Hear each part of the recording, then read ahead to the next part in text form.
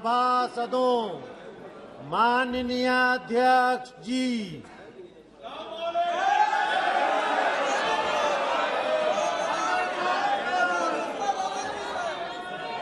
प्रश्नकाल question number 21 Sudhir Gupta.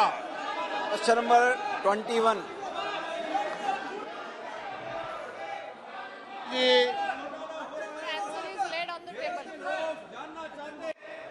बोलिए आप बोलिए।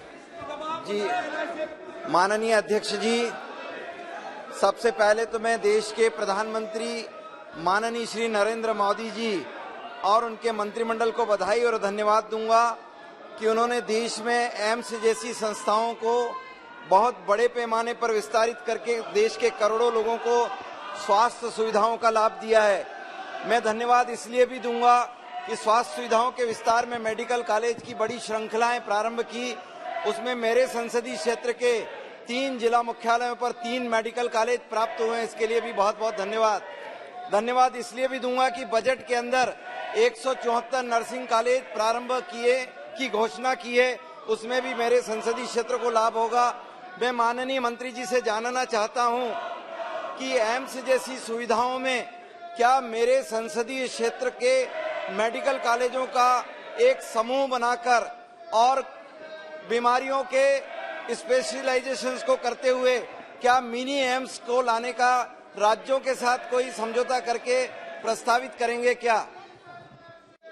ऑनरेबल स्पीकर सर, जैसे माननीय सदस्य ने कहा कि उनके क्षेत्र में एम्स जैसी सुविधा, जो कि आदरणीय प्रधानमंत्री जी के नेतृत्व में एम्स का विजन ही बना रहा कि लोगों को अच्छी ट्रीटमेंट मिले, टर्शरी केयर मिले, रिसर्च पे काम हो और उन्हें उसके साथ ही बच्चों को अच्छी शिक्षा मिले। मैं धन्यवाद देती हूँ आदरणीय प्रधानमंत्री जी के विजन को कि जहां हमारा एक एम था, अभी 22 एम्स बनने जा रहे हैं, जिसमें से 6 फंक्शनल है और जिसमें मध्य प्रदेश में जो है वो भोपाल में एम्स जो फंक्शनल है। माननीय सदस्य ने जैसे कहा है कि उन्हें एम्स जैसी सुविधा चाहिए, तो जरूर उस तौर पे केंद्र सरकार काम कर रही है और जिसमें आज भोपाल में हमारे 4 सुपर स्पेशलिटी हॉस्पिटल के लिए बजट भी दिया गया है। उसके अलावा 14 नए मेडिकल कॉलेज को भी बजट दिया गया है, जो कि अच्छे पैमाने पर सुविधा देंगे। मैं आदरणीय सदस्य को यह कहना चाहती हूँ कि सरकार की मंशा ये है कि गांव-गांव तक अच्छी सुविधा पहुंचे, जिस दिशा में आज हमारी सरकार काम कर रही है। महोदय, मैं आपसे ये जानना चाहता हूं कि मेरे संसदीय क्षेत्र में जो मेडिकल कॉलेज प्रारंभ होकर निर्माण के लिए और तैयार हैं, एक मेडिकल कॉलेज में एजुकेशन की सुविधाएं प्रारंभ हो गई रतलाम में, मंदसौर और नीमच 2 मेडिकल कॉलेज में आप क्या इसी सत्र से शैक्षणिक सुविधाएं प्रारंभ करेंगे क्या? सदस्य ने, आदरणीय अध्यक्ष महोदय, जो सदस्य ने चिंता जताई है कि जैसे ही काम आगे बढ़ता है वैसे ही हम इंस्पेक्शन करके एजुकेशन देते हैं। धन्यवाद। माननीय सदस्यगण, प्रश्नकाल बहुत महत्वपूर्ण समय होता है और प्रश्नकाल के अंदर आज देश के चिकित्सा के संबंध में G20 के विषय में,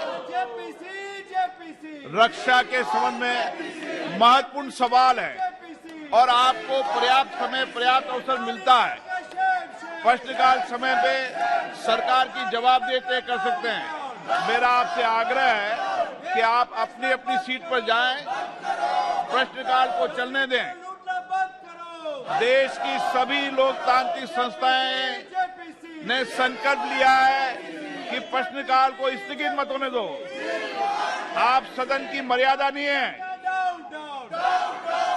महत्वपूर्ण विषयों पर चर्चा हो रही है, प्रश्नकाल पर आप चर्चा नहीं करना चाहते। माननीय सदस्यगण, ये उचित नहीं है।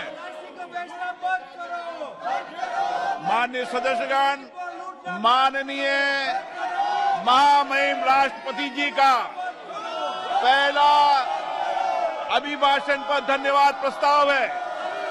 देश के अंदर पहले जनजाति समुदाय से महिला राष्ट्रपति बनी है, जिन्होंने केंद्रीय कक्ष में अपनी बात को रखी है।